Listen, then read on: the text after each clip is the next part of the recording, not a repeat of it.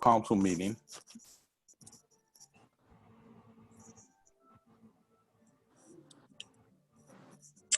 See. Okay. Good. All right. Well, thank you. Tuesday, August the 18th at 1:30 p.m., a special city council meeting. I'm going to call to order. Irene, can we have a roll call, please? Yes. Councilmember Bagby. Present. Thank you. Councilmember Brigham. Here. Thank you. Councilmember Cruz. Present. Vice Mayor Turner. Not able to attend. And Mayor Walter. Here. Thank you. Conflict of interest declaration. Is there any conflicts of interest, council members and staff? Seeing no one, we'll go ahead on and move to agenda review. Any changes to the agenda? Mayor, staff does not have any changes to the agenda. Okay.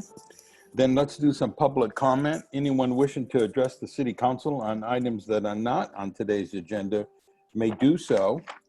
So Irene, I guess the only place we would have people is in the waiting room.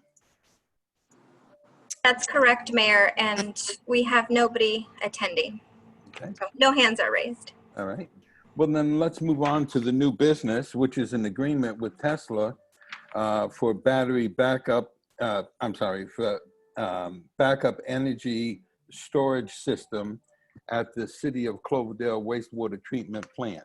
And David, this is your item? Thank you, Mayor, members of the council. I'm delighted to be able to bring this forward. Thank you for your flexibility in allowing staff to schedule a special meeting on very short notice. I do want to note that we have Lee Murakami from Tesla joining us. He's on this Zoom meeting call, and he will be available to answer any technical questions from Tesla's perspective regarding this proposal. So in terms of a background on this item, the California Public Utility Commission has a program that is referred to as the Self-Generation Incentive Program, or SGIP. And that program, it was, I think, an outcome of the fire events that were experienced in 2019 in around California. This particular program offers rebates to particularly municipalities for installing energy storage technology for non-residential, commercial, and municipal facilities that can function during a power outage, related in particular to public safety power shutdowns. The batteries obviously are intended to also address some of the impacts on the grid by reducing or shaving some of the electrical demand that is otherwise present without backup battery systems, but also provide for a backup power supply during power outages. The CPUC, with the support of the legislature, developed this program of providing funding in about $1 million through 2024 for SGIP, and it's been a program that is being utilized by a number of communities throughout Northern California, and in particular some of the county departments who are applying for funding under this particular program. City staff worked very quickly in coordination with representatives from Tesla to do an evaluation of our mechanical energy systems to determine whether there exists peak loads from our mechanical systems, our larger mechanical systems, to support a commercial backup battery system. I want to acknowledge the work that our assistant city manager, Kevin Thompson, did to address the data needs required by Tesla, along with our staff, including our senior water operator and senior wastewater operators who provide data on those systems. They were able to identify a potential mechanical system that would qualify for the CPUC program. And as a result, Tesla provided a proposal for a backup battery system. The proposed backup battery system is a 1,392 kilowatt hour backup battery at the wastewater treatment plant. Ideally, these systems are coupled with photovoltaics to help recharge them, but otherwise they can function independently and also with generators, and they help with demand shaving and time of use so that it reduces electricity at peak hours and usage off the grid, and therefore can generate considerable cost savings. The cost savings is identified in the agenda report. Tesla has estimated conservatively that by installing these backup battery systems, it would generate an annual savings of about almost $34,000. The estimated long-term value, which includes analyzing potential inflators and costs for electricity, is $360,000 in electricity over a 10-year period, and almost $785,000 over a 20-year period. Under this particular program, through the CPUC, Tesla would apply directly to CPUC and through PG&E to gain approval for the funding. The reason we scheduled a special meeting is because the funding available through this program is in high demand, and it's on a first come, first served basis, and it's being accessed very quickly. There was a risk if we waited till the next council meeting that the funding could run out. So we wanted to bring forward this item for council's consideration. What we're asking council to do today is to adopt a resolution authorizing your city manager to execute two agreements. One's a purchase agreement as well as a maintenance agreement. The purchase agreement would enable the purchase of the backup battery system, whereas the maintenance and operation agreement would provide for a 10-year maintenance and operation of the battery system by Tesla. The total value for the system is about approximately $1.2 million, and that closely matches the rebate that would be offered through the CPUC under the SGIP program. So our request today is for council to adopt the resolution that would authorize me to sign, which I would do very quickly and get that back to Tesla so they could submit that to PG&E for approval. There is, at this point, we have not developed detailed design drawings. It's been based on preliminary data that we've submitted to Tesla and a basic amount of analysis from Tesla on the feasibility. Obviously, additional work does need to be performed to develop the plans and specifications that ultimately would need to be reviewed and ensure that the battery systems meet and address our utility systems at the wastewater treatment plant. So with that said, I just that really concludes an overview on the program. We're excited by this option to be able to submit an application to the CPUC and potentially get funding for this resilient system. And we think it would bring a lot of value to the city of Cloverdale and also help with our resiliency initiatives. It would be great, obviously, if down the road we were able to install photovoltaics to support our energy usage and offset greenhouse gas emissions further. But this is a great start, and so staff recommends approval of the resolution that's included in your packet and the exhibits that are attached to that resolution, which include the purchase agreement and maintenance agreement. So, thank you, Mayor. That concludes my staff report. Happy to entertain any questions. And again, Lee Murakami is here on behalf of Tesla. Well, Lee, welcome to Cloverdale, and thank you for offering us this fantastic program. Lee, I'm gonna, before I open it up to council members and the public, I'm gonna go ahead and offer you the opportunity if you wanted to piggyback on anything that David has already said and share with us. Please feel free. Yeah, David did give an excellent recap of the program here and some of the benefits of the system. I do want to point out and just reiterate really some of the benefits from the resiliency side, that this is designed to be fully integrated with the existing generator system that you guys have on site. And having looked at some of the equipment, we are expecting to do some electrical upgrades as well, which frankly is kind of a timely matter in terms of how old the equipment on site already was. It's something that would have been coming up in the future.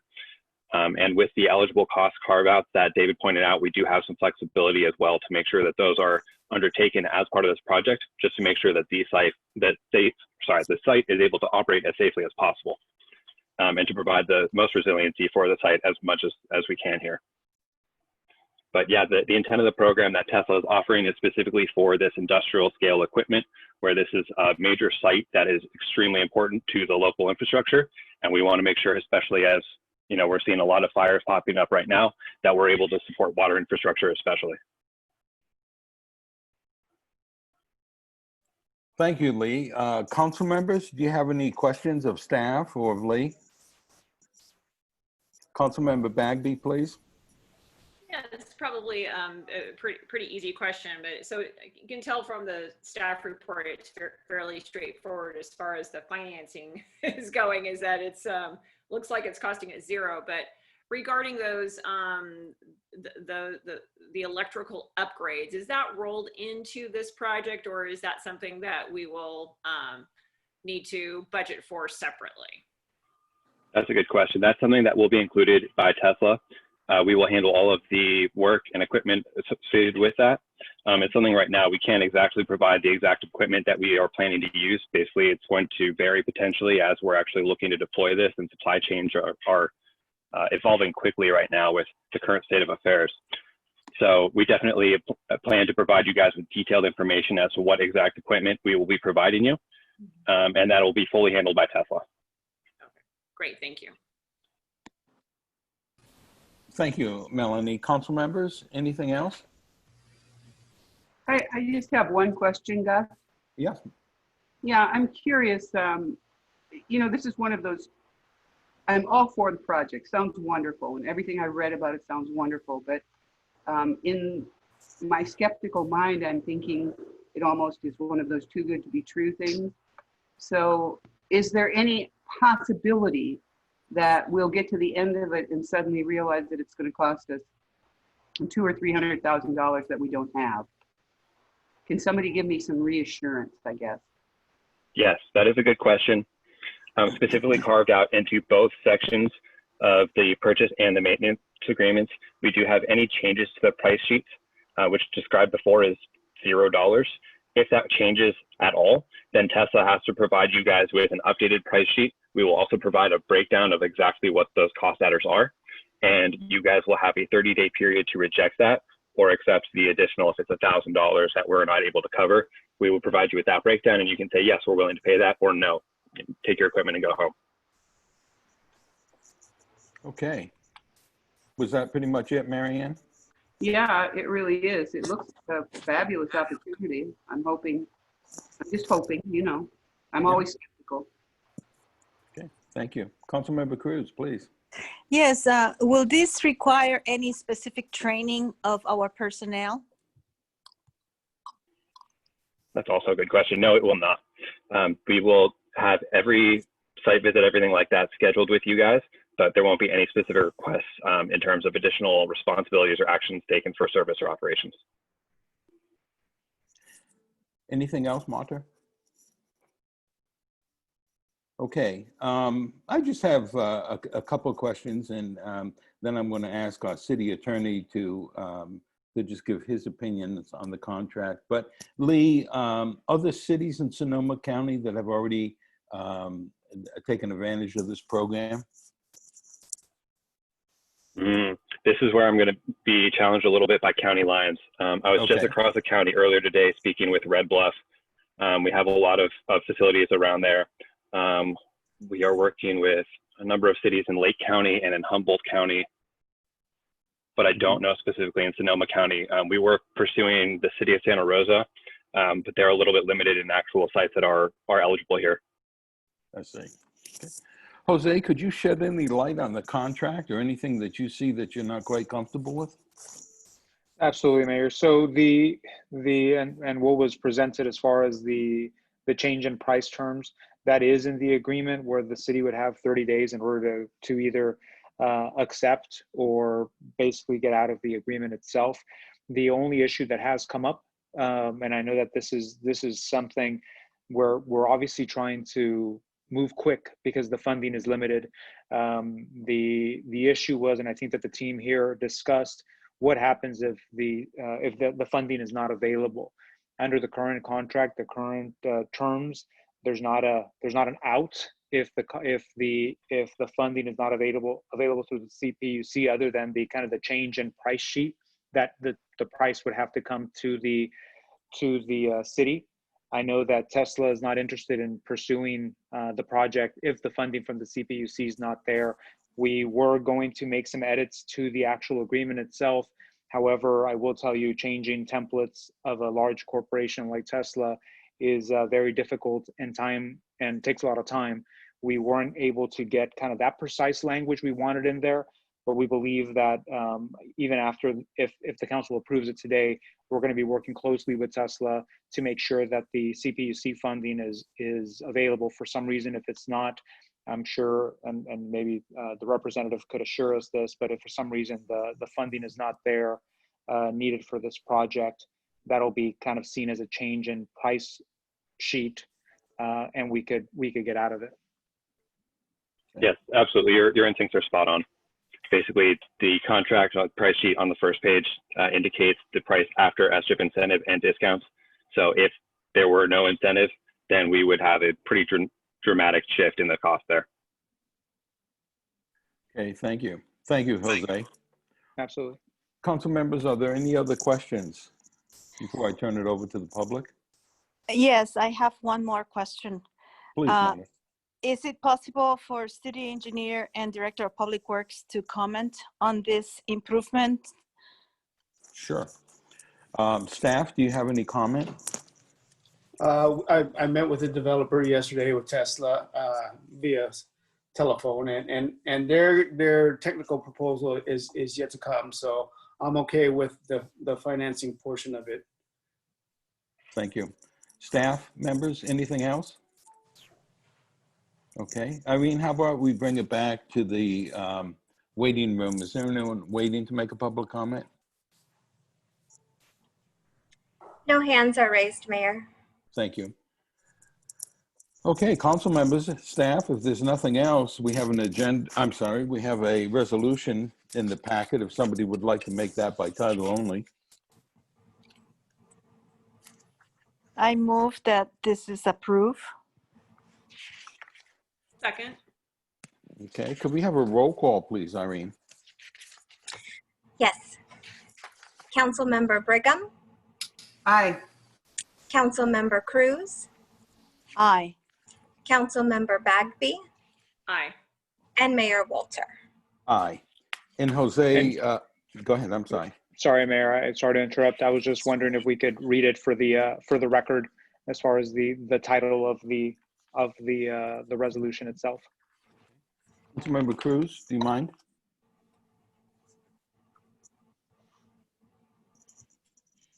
Who Let seconded? me see if I find it here on my phone. Who second? Melanie, do you I mind? seconded it, yeah. Okay. Councilmember Cruz, maybe Councilmember Bagby has it in front of her. I have it in front of me if you'd like me to read it. Is that okay, Jose? Yes. Okay. City of Cloverdale, City Council Resolution of 2020, a resolution of the City Council of the City of Cloverdale approving an energy products purchase agreement and energy products operation and maintenance agreement with Tesla for participation in the California Public Utility Commission Self-Generation Incentive Program, or SGIP, and authorizing the city manager to execute the agreements in a form approved by the city attorney. Thank you. Councilmember Cruz, are you okay with her reading that for you? Okay. Well then. Yes, I am. Thank you. Okay. So the motion was made by Councilmember Cruz, seconded by Councilmember Bagby, and we have a full agreement. So I think that's pretty much it for that item. David, is there anything else? Mayor, members of council, again, thank you for your time and being flexible with the special meeting. Really appreciate it. Hopefully the actions that we take preserve our ability to obtain funding through the CPUC. And as the city engineer indicated, we look forward to the next steps to, the design drawings and being able to, actually move forward with implementation of the project. So thank you. No further requests, Mayor. Thank you. And Lee, thank you. You got to Zoom. Maybe next time you'll actually get to come up and visit our little town of Cloverdale. Have you been up here yet? No, I haven't. I have a friend who has some property up near Sea Ranch. So I've been Okay. not too far away, but I think I'll have to make a stop by next time. Well, when you come up here, make sure you give City Hall a call. I'm sure we'd like to meet you. Okay? Perfect. Thank you guys, and thank you for the time. Okay. Thank you. Members, if there's nothing else, I'm going to go ahead and adjourn the meeting. Okay, seeing nothing else, we'll go ahead and adjourn the meeting to, as he looks here, I think it's August. I'm sorry, Irene? 26th. To August 26th Five. at 5 o'clock. Meeting is adjourned. Thank you. Thank you. Thanks, everybody. Bye.